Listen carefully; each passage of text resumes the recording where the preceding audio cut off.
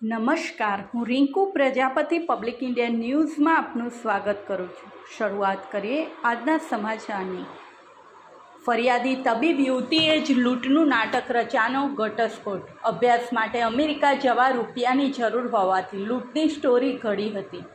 બોરસદ શહેરમાં આવેલા ટેનામેન્ટમાં રહેતી એક યુવતીના ગળા પર ચપ્પુ મૂકીને મારી નાખવાની ધમકીઓ આપી સોનાની ચેઇન તેમજ 24 લાખ રોકડ મળીને કુલ રૂપિયા 24.50 લાખની થયેલી લૂંટના ગુનાનો ભેદ આણંદ લોકલ ક્રાઇમ બ્રાન્ચ પોલીસે ઉકેલી નાખ્યો છે।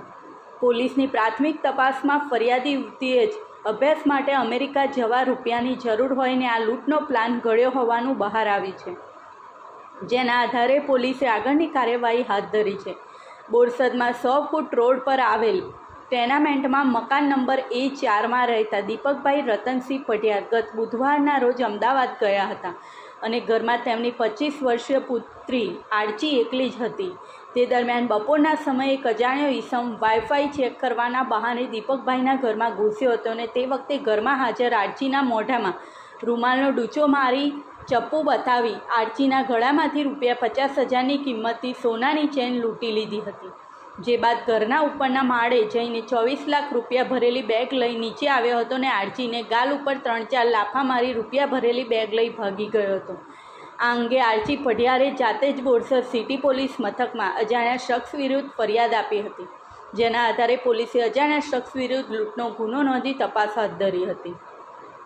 આ તપાસમાં પોલીસને મળી આવેલ સીસીટીવી ફૂટેજ ચેક કરતાં ઘરમાંથી રોકડા 24 લાખ ભરેલી ટ્રોલી બેગ લઈને જતો ઈસમ એ સારસા ગામનો અજયસિંહ ઉર્ફે ગણપતિ પ્રતાપસિંહ રાહુલજી હોવાનું જાણવા મળ્યું હતું, જેથી પોલીસે સારસા ગામે છાપો મારી અજયસિંહને ઝડપી પાડ્યો હતો।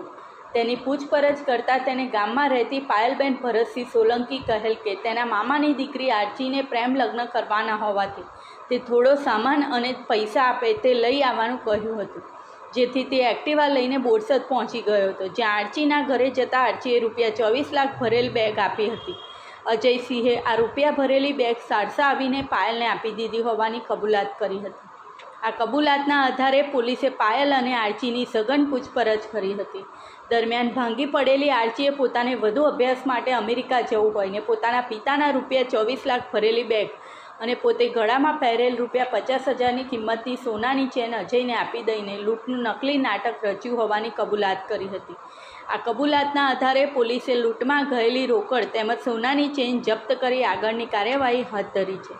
આ સાથે આજના સમાચારને અહીં સમાપ્ત કરીએ છીએ।